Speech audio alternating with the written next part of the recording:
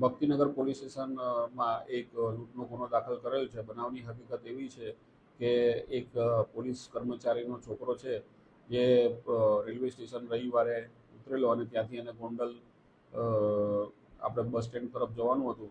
તો એ દરમિયાન આ ત્રણ જે ઈસમો છે રિક્ષાની અંદર બેસેલા, એમાં એમને કીધું કે તમે બેસી જાઓ, હું ત્યાં તમને પેસેન્જર તરીકે લઈ જાઉં, અને તેમને ગોંડલ ચોકડી સુધી લઈ ગયેલા. અને રિક્ષાનો નંબર છે GJ9AX6549.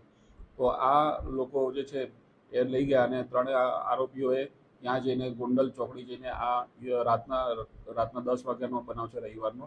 તો ચક્કુ બતાવીને એમની પાસેથી જે ફરિયાદી છે એની પાસેથી 2000 રૂપિયા રોકડા લઈ લીધેલા અને ચક્કુ બતાવીને ધમકાવી લઈ લીધેલા. અને આ જે આરોપીઓ છે પોલીસે પકડેલા, એમાં રિક્ષા ચાલક છે માલિક કુણાલ રમેશ મુરબિયા છે, જેના ઉપર પ્રોહિબિશનને બીજા મોબાઈલ ચોરીના ગુના છે.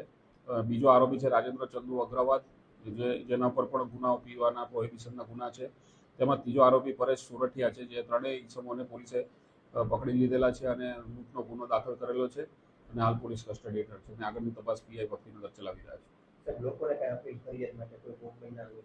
લોકોને ફરિયાદ અપીલ એવી છે કે જ્યારે પણ તમે રિક્ષામાં બેસો તો વેરીફાઈ કરો, શંકાસ્પદ ઈસમ નથી.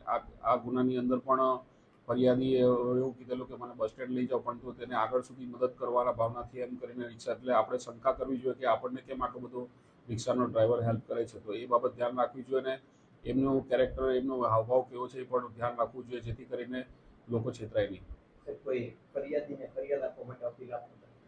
ફરિયાદીને આવી બને ત્યાં જો આ આરોપીઓની કબૂલાત કરી છે, તો કોઈ પણ આવા આરોપીઓ જે છે એને પોલીસ સ્ટેશનમાં છે એના ફોટા તેમજ નામ સાંભળીને તમારે રૂબરૂ આવીને ભક્તિનગરમાં તેમજ અન્ય રાજકોટના કોઈ પણ પોલીસ સ્ટેશનમાં બનાવ બન્યો હોય તો એ બાબતે તમારે ફરિયાદ કરવાની મારે અપીલ છે.